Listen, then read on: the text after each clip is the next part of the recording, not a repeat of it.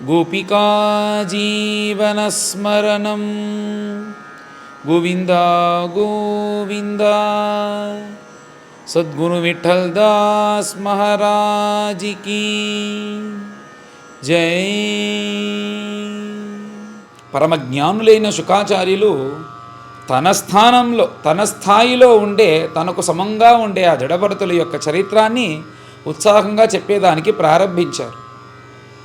దీనికి ముందు చరిత్రలో భద్రకాళి దగ్గర నుంచి రక్షింపబడిన జటభరతులు అక్కడి నుంచి బయలుదేరి ఇక్షుమతి అనే నది, ఆ నదీ తీరాన ఇలా సంచరించుకుంటూ వస్తున్నారు. అది ఎక్కడ ఉందంటే సింధు దేశం, అంటే ఇప్పుడు మనం చెప్పే పంజాబ్, పాకిస్తాన్ ఆ ప్రదేశంలో ఈ చరిత్రం అనేది జరిగింది. అక్కడ ఈయన ఇలా సంచారం చేసుకుంటూ ఆ ఇక్షుమతి నదీ తీరంలో ఇలా వస్తూ ఉండేటప్పుడు అక్కడ ఏమి ఆశ్చర్యం అంటే, ఆ రాజ్యాన్ని పరిపాలించే రఘుగుడు అనే ఒక రాజా తాను ఒక పల్లాకిలో తన యొక్క పల్లాకిలో బయలుదేరి, అతనికి ఏమిటంటే వివేకం వైరాగ్యం అంతా ఉంది, కాను రాజు కాబట్టి ఆ అహంభావం అనేదంతా ఉంది. ఇవన్నీ మనం పోగొట్టుకొని భగవంతుని యొక్క చరణారవిందాన్ని చేరుకోవాలి అని ఈశాన్య దిక్కులో ఉండే కపిలవాసుదేవుని ఆశ్రయించి ఆయన యొక్క ఉపదేశం తీసుకోవాలని బయలుదేరాడు. బయలుదేరితే నడుచుకుంటూ కదా పోవాలి. రాజు కాబట్టి కొంచెం విరక్తి ఉంది, వివేకం ఉంది, కానీ దీన్ని వదలనంత వివేకం లేదు. అందుచేత ఏమిటంటే దానికి ఒక కులపతి అనే ఒకరిని ఇలా అపాయింట్ చేసి, వాడికి ఏమిటంటే వాడు ముందు వెళ్తూ ఉండాలి, ఇలా ఎవరైతే చూస్తాడో వారి రాజ్యంలో వాళ్ళు వచ్చి ఆ పల్లాకిని మోయాలి, ఆ పల్లాకిని మోసుకుంటూ రావాలి. తర్వాత వీడి వల్ల వీళ్ళకపోతే ఇంకొకడు, అలా ఎవరిని చూస్తే వాళ్ళు ఎత్తాలి, వాడు ఏ పనిలో ఉన్నాను సరే. అలాగా ఒకడిని నియమించాడు. వాడు ఒక అశ్వం పైన, గుర్రం పైన అలా సంచరించుకుంటూ వస్తున్నాడు. చాలాసేపు అయింది, అందరూ ఇలా సంచారం చేస్తూ వస్తున్నారు.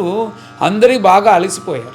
ఎవరైనా దొరికితే పర్లేదు, ఒక్కొక్కరిగా ఇలా మనం మార్చుకుంటాము అని చూస్తూ ఉండేటప్పుడు ఆ సమయంలో ఈ జటభరతుని చూశాడు. చూసిన వెంటనే వచ్చి దీన్ని నువ్వు ఈ పల్లాకిని మోయాలి అని చెప్పిన వెంటనే జటభరతులు అక్కడి నుంచి వచ్చారు. ఇది ప్రారబ్ధవశాత్తు ఉందా, దీన్ని కూడా చేసేస్తామంటూ ఆయన ఇలా మోసుకుంటూ వస్తున్నారు. అలా వస్తుండే సమయంలో ఏమైందంటే, ఆయన కింద చూస్తే అక్కడ ఒక చీమ గుట్ట చిన్నదిగా ఉంది. దానిపైన కాలు పెట్టేదానికి ఆయనకి మనస్సు రావటం లేదు. ఆ చీమ పుట్ట పైన కాలు పెట్టేదానికి మనసు రాకుండా ఆయన ఏం చేసినారంటే కొంచెం జంప్ చేసి దాటారంట. దాన్ని దాటినుంటే ఏమైంది, ఇలా పల్లాకిని మోసేవాళ్ళు వాళ్ళు సర్మంగా నడుచుకుంటూ వెళ్ళాలి. అలా వెళ్తేనే అది సరిగ్గా పోతుంది. సడన్గా ఒకడు దాటాడంటే అది అందరికీ శ్రమంగా ఉంటుంది. అందుచేత దాటిన వెంటనే ఏమైందంటే లోపల రఘుగుణానికి కష్టంగా ఉందంటే పైన తెరిచి ఎవరు ఇలా ఎత్తుతున్నారు అని అడిగిన వెంటనే అక్కడ మోసేవాళ్ళు, ఆ సేవకులందరూ రాజు కాబట్టి ఏదైనా మనం శిక్షిస్తాడు కోపంతో అని, మేమేం తప్పు చేయలేదు, సాంసర్గికో దోషయే. ఈయన ఒకడు వచ్చి కొత్తగా వచ్చి జాయిన్ అయ్యాడు, ఆయనకేం తెలియటం లేదు, ఇలా తప్పు చేస్తున్నాడు, ఆయన చేసిన తప్పు వల్ల ఇలా మాకు కూడా చెడ్డ పేరు వస్తుంది ఆయన గురించి చెప్పారు. ఇప్పుడు మనకు ఆశ్చర్యమైన విషయం ఏమిటంటే, జ్ఞానులకు వాళ్ళ స్థితిలో ఉంటారు, ప్రపంచంలో జరిగేది ఏమీ తెలియదు అని చెప్పుకుంటూ వచ్చినాము. ఇప్పుడు ఈ ప్రపంచంలో ఈ చీమ పుట్ట అనేది ఉంది, దాన్ని దాటాలి అనే ఒక స్పృహ నీకు ఉన్నిందంటే నువ్వు ద్వంద్వలోకంలో ఉన్నావు, నువ్వు జ్ఞానిగా అవ్వలేదు. అదే కదా నీ యొక్క స్థితి. అలాగుంటే అయితే ఇతను జ్ఞానినా లేకపోతే దీన్ని ఎలా దాటారు అని ప్రశ్న ఒకటి వేదాంతంలో ఉంది. దానికి బదులు చెప్పేటప్పుడు ఏమిటంటే, నువ్వు జ్ఞానిగా ఉండేటప్పుడు కూడా నీకు ఆకలి అనేది ఉంటుందంట. అందుకే జ్ఞానం కూడా భిక్షాం దేహి అంటే ఎక్కడైనా వెళ్ళి భిక్ష అడుగుతారు. ఎందుకంటే ఇలా కోటి జన్మములో ఆకలి వేసి తిని ఆ వాసనాబలం అనేది ఉంటుందంట ఆ ఆత్మకు. ఎందుకంటే మనము కుక్కగా పుట్టి తిన్నాము, పశుగా పుట్టి తిన్నాము, మనుషుడిగా పుట్టి తిన్నాము, ఇలా అన్ని జన్మలలో తింటూనే కదా ఉన్నాం. అలాగా ఆకలి పుట్టి తిని ఆ వాసనాబలం అనేది ఎలాగైతే శరీరానికి అవలంబించిన ఆత్మకు కూడా వస్తుందో, అలాగనే ఈయన జన్మగా కరుణ అనేది అవలంబించిన వల్ల వాసనాబలంతో కరుణ కూడా ఆత్మలో ఇలా కలిసిపోయిందంట. ఆ కరుణ వలనే కదా ఆ జింక యొక్క సంఘం వచ్చింది. ఆయనకు ఈ కరుణ అనేది స్వాభావికంగా ఉండడందువల్ల ఆయన చూశారు, శరీరం అనేది దాటింది, ఆయన చూడలేదు.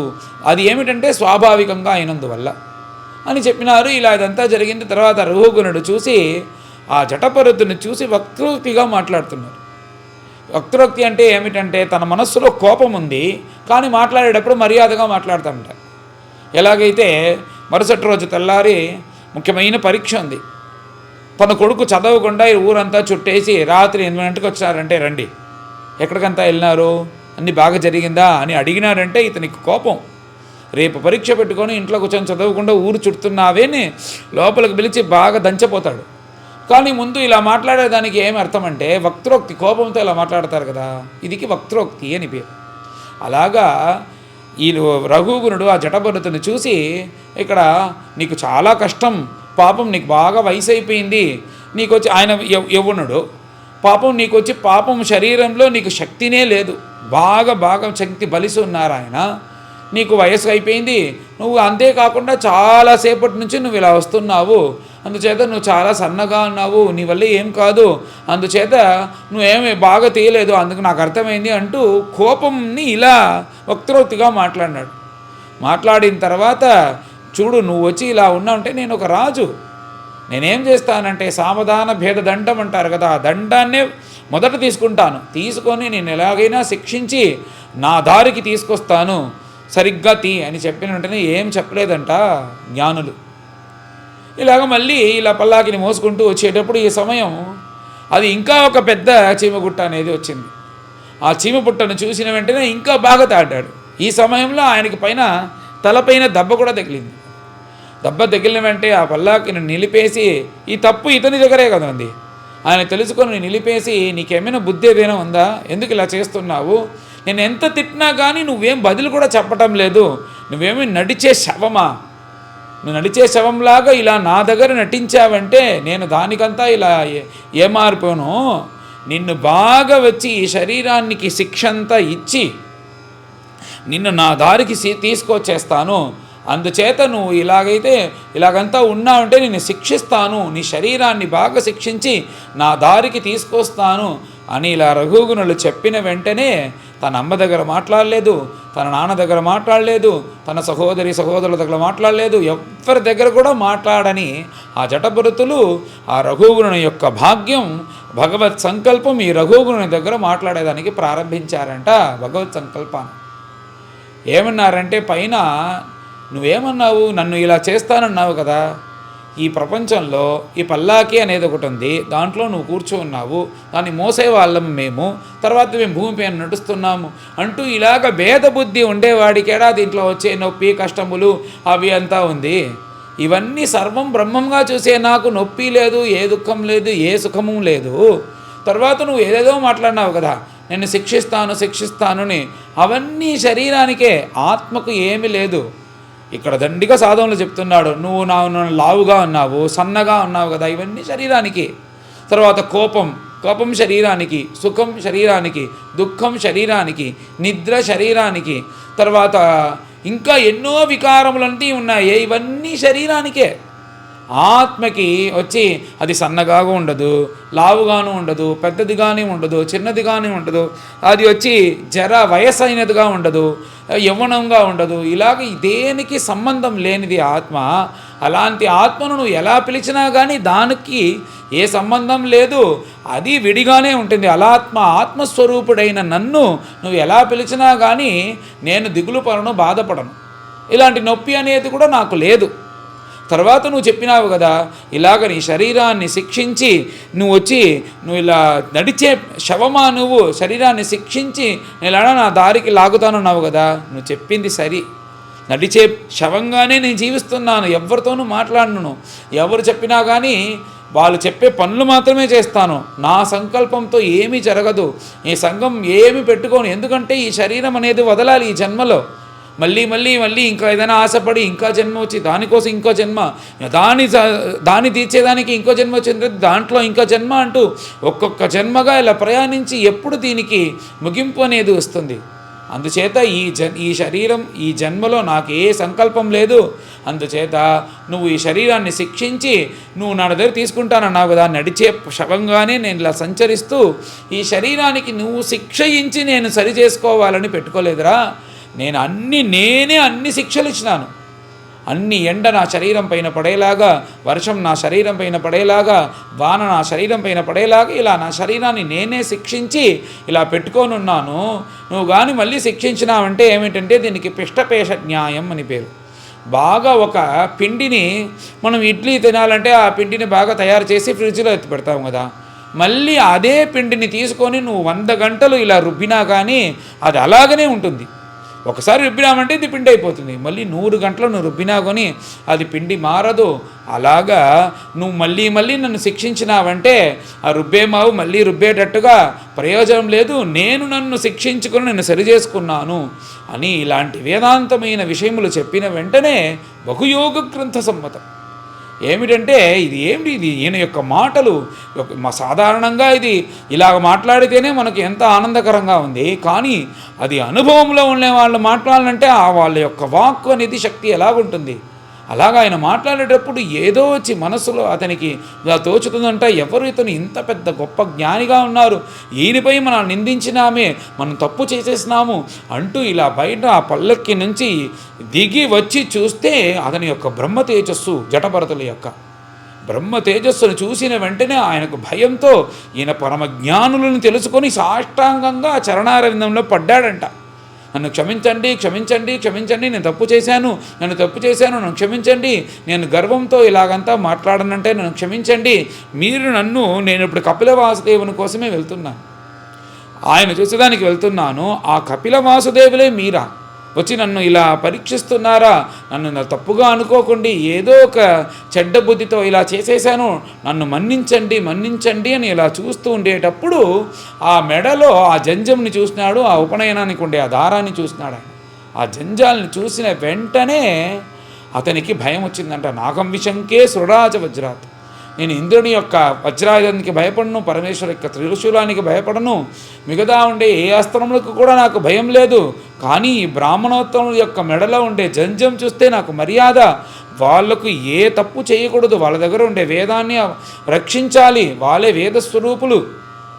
అలాంటి గొప్పవైన మిమ్మల్ని ఈ పల్లాకిని నేను మోయసేదానికి చేసినానని అలాంటి పాపి ఎవరు, నన్ను క్షమించాలి అంటూ ఇలా చరణంలో పడి బతిమిలాడుతూ ఉన్నాడు. అలా బతిమిలాడుతూ ఉండే ఆ రఘుగుణుని సమాధానం చేశారు. తర్వాత రఘుగుణుడు, మీరు నన్ను క్షమించాలి, మీరు ఎవరిని చెప్పాలి, మీరు నన్ను పరీక్షించేదానికి వచ్చినారా, కపిల వాసుదేవులే వచ్చినారా, నన్ను ఇలా పరీక్షించడం వదలకూడదండి, మీరు చెప్పే ఒక్కొక్క విషయం నా మనస్సుని ఏదో చేస్తుంది, నాకు ఇంకా దీంట్లాగా అన్నీ ఇలాంటి విషయాలు, ప్రశ్నలు ఇంకా ఎన్నో ఉన్నాయి, అవన్నీ మీరు నాకు మనస్సులో తీర్చి నాకు ఉపదేశం అనేది చెయ్యాలి. మీరు ఏ విషయాలు చెప్పినారే, ఒక విషయం చెప్పినారే, ఈ శరీరం అనేది ఒక పల్లాకని మోస్తుంది, దాంట్లో ఒకడు కూర్చోన్నాడు, నేను భూమిపై నడుస్తున్నాను, ఇదన్నీ భేదబుద్ధి ఉంటేనే కదా అతనికి నొప్పి అనేది ఉంటుంది, అలాది నాకు లేదురా, నేను బ్రహ్మజ్ఞాని, ఆనంద అనుభవంలో ఉండే నాకు ఈ సుఖముఖలు ఏమీ తెలియదు అన్నారే. మీరు చెప్పిన ఆ విషయం అనేది ఎంత గొప్ప విషయం, మాలాంటి సాధారణమైన జీవులకు అన్నీ తెలుస్తుంది. ఎలాగైతే ప్రపంచంలో మనం వండుతాం కదా, వండేటప్పుడు నిప్పు పైన పెట్టిన పాత్రం, ఆ పాత్రంలో ఉండే జలం, ఆ జలంలో వేసే ఆ బియ్యం అనేది ఆ బియ్యానికి అగ్నికి నేరుగా సంబంధం లేదు. ఏమిటంటే ఆ అగ్ని ఏం చేస్తుంటే ఆ పాత్రాన్ని బాగా వేడి చేస్తుంది, ఆ పాత్రం వచ్చి ఆ జలమును బాగా వేడి చేస్తుంది, ఆ వేడైన జలం అక్కడ దాంట్లో వేసిన ఆ బియ్యాన్ని అన్నంగా మారుస్తుంది కదా. ఇప్పుడు అగ్నికి అన్నానికి డైరెక్ట్ సంబంధం లేదు, కానీ అది అన్నంగా మారుతుంది. అలాగనే ఈ ఆత్మకు సుఖం దుఃఖములకు డైరెక్ట్ సంబంధం లేదు. ఈ సుఖ దుఃఖములు అనేది ఇంద్రియానికి వచ్చి, ఇంద్రియం చిత్తం ద్వారా తీసుకెళ్ళి మనసు దగ్గరికి వెళ్ళి, మనసు వచ్చి ఆత్మ దగ్గరికి వెళ్ళి, ఈ ఆత్మ అనేది కష్టపడుతోంది కదా, మాకంతా అలాగనే కదా ఉంది.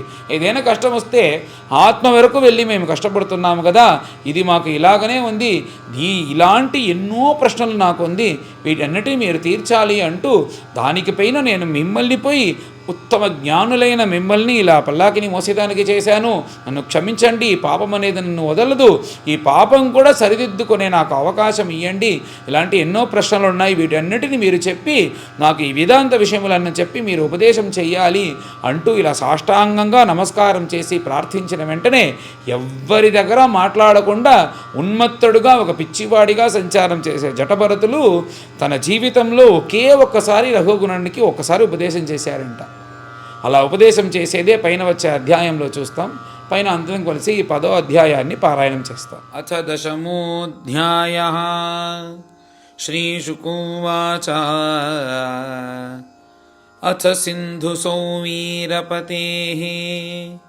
రఘుగణస్య వ్రజతః ఇక్షుమత్యాస్తటే తత్కులపతినా శిబికావాహపురుషాన్వేషణ సమయే దైవేనోపసాదితః సద్విజవరః ఉపలబ్ధః. ఏష పీవాయువా సంహననాంగః గోకరవద్ధురం వోఢుమలమితి. పూర్వవిష్టిగృహీతైః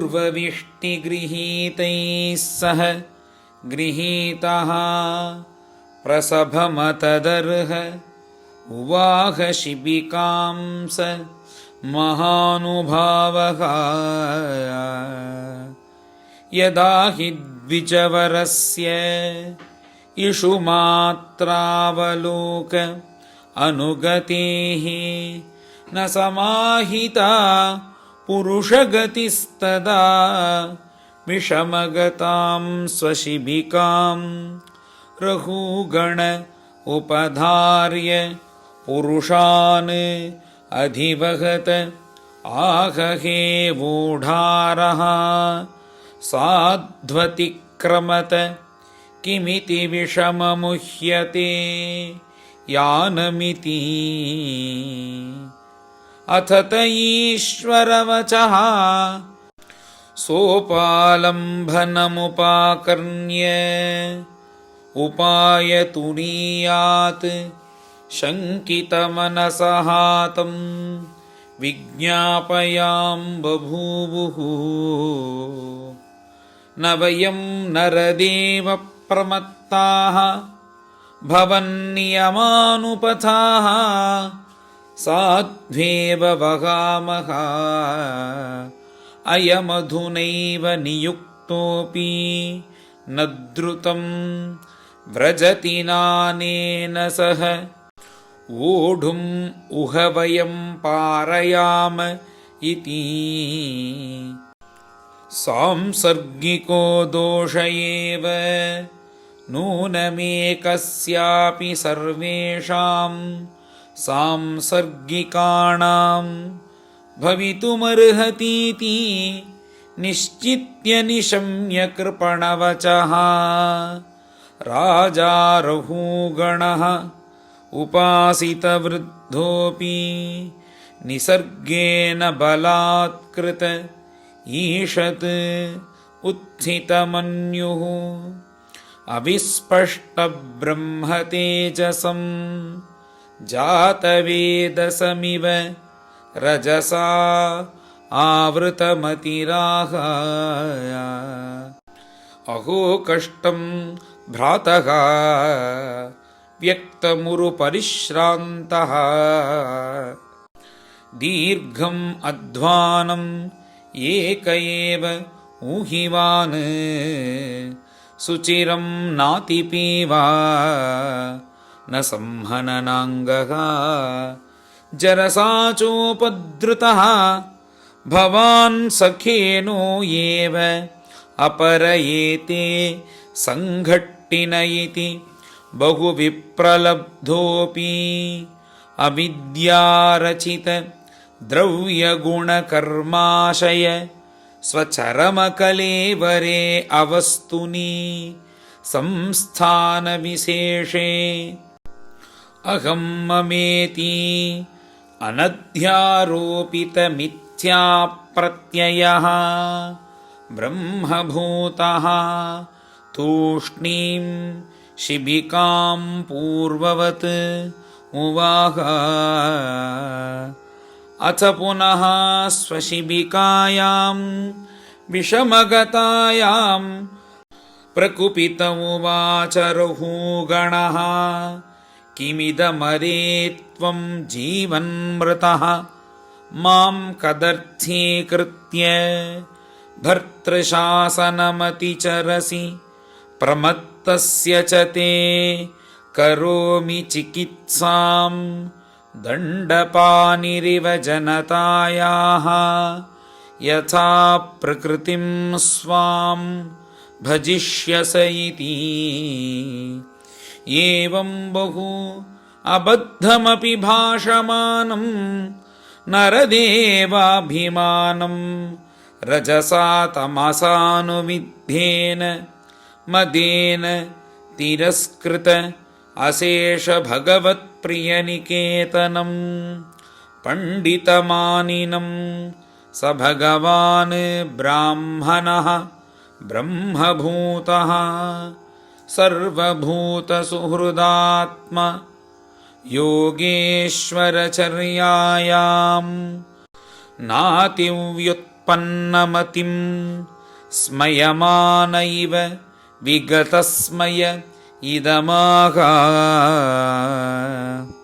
ब्राह्मणोवाच त्वयोदितं व्यक्तमविप्रलब्धं भर्तुः समे स्यात् यदि वीरभारः गन्तुर्यदि स्यात् अधिगम्य मध्वा पीवेति राशौ न विदां प्रवादः। स्थौल्यं कार्श्यं व्याधय आधयश्च क्षुत्रुद्भयं कलिरिच्छा जरा च निद्रारतिः मन्युरहं मदशुचः देहेन जातस्य हि मे न सन्ति। जीवन्मृतत्वं नियमेन राजन् आद्यन्तवद्यत् विकृतस्य दृष्टं स्वस्वाम्यभावः ध्रुवयीड्य यत्र तर्ह्यच्युतेऽसौ विधिकृत्य योगः। विशेषबुद्धेः विवरं मनाक्ष पश्यामयन्न व्यवहारतोऽन्यत् कैश्वरः तत्र किमीशितव्यं तथापि राजन् करवाम किं ते। उन्मत्तमत्त जडवत्स्वसंस्थां गतस्य मे वीरा चिकित्सितेन। अर्थः कियान् भवता शिक्षितेन स्तब्धप्रमत्तस्य च पिष्टभेषः। श्रीशुक उवाच एतावत् अनुवादपरिभाषया प्रत्युदीर्य मुनिवर उपशमशीलः उपरतानात्म्यनिमित्त उपभोगेन कर्मारब्धं व्यपनयन् राजयानमपि तथोवाह। स चापि पाण्डवेयः सिन्धुसौवीरपतिः तत्त्वजिज्ञासायां सम्यक् श्रद्धया अतिकृताधिकारः। तद्धृदय हृदयग्रन्थिमोचनं द्विजवच आश्रुत्य बहुयोगग्रन्थसम्मतं त्वरया अवरुह्य शिरसा पादमूलम् उपसृतः क्षमापयन् विगत नृपदेवस्मय उवाच कस्त्वं निगूढश्चरसि द्विजानां बिभर्षि सूत्रं कथमोवधूतः। कस्यासि कुत्रत्य इहापि कस्मात् क्षेमाय नश्चेदसि नोत शुक्लः। नाहं विशङ्के सुरराजवज्रात् न त्र्यक्षशूलात् न यमस्य दण्डात् नाग्न्यर्कसोमानिलवित्तपास्त्रात् शङ्के भृशं ब्रह्मकुलावमानात् तद्ब्रूह्य सङ्गः जडवन्निगूढ विज्ञानवीर्यः विचरस्य पारः वचांसि योग ग्रथितानि साधो ननः क्षमन्ते मनसापि भेत्तुम् अहं च योगेश्वरम् आत्मतत्त्व विदां मुनीनां परमं गुरुं वै प्रष्टुं प्रवृत्तः किमिहारणं तत् साक्षात् हरिं ज्ञानकलावतीर्णम् स वै भवान् लोकनिरीक्षणार्थम् अव्यक्तलिङ्गो विचरत्यपि स्वित् योगेश्वराणां गतिमन्धबुद्धिः कथं विचक्षेत गृहाणुबन्धः दृष्टश्रमः कर्मत आत्मनो वै भर्तुर्गन्तुः भवतश्चानुमन्ये यथा सता उदानयनाद्यभावात् समूलयिष्टो व्यवहारमार्गः स्थाल्यग्नितापात् पयसोभितापः तत्तापतः तण्डुलगर्भरन्धिः देहेन्द्रियासु आशयसन्निकर्षात् तत्संसृतिः पुरुषस्यानुरोधात् शास्ताभिगोप्ता नृपतिः प्रजानां यः किङ्करो वै न पिनष्टिपिष्टम् स्वधर्ममाराधनम् अच्युतस्य यदीहमानो विजहाति अघौघम् तन्मे भवान् नरदेवाभिमान मदेन तुच्छीकृत सत्तमस्य कृषीष्ठमैत्रीदृशम् आर्तबन्धो यथा तरे सदवध्यानमंहः न विक्रिया विश्वसुहृत्सखस्य साम्येन वीताभिमतेस्तवापि महद्विमानात् स्वकृताद्धिमादृङ् नङ्क्ष्यत्यदूरादपि शूलपाणिः श्रीहरये नमः श्रीहरये नमः इति श्रीमद्भागवते महापुराणे पारमहंस्यां संहितायां पञ्चमस्कन्धे दशमोऽध्यायः। गोपिका जीवनस्मरणं गोविन्द गोविन्द।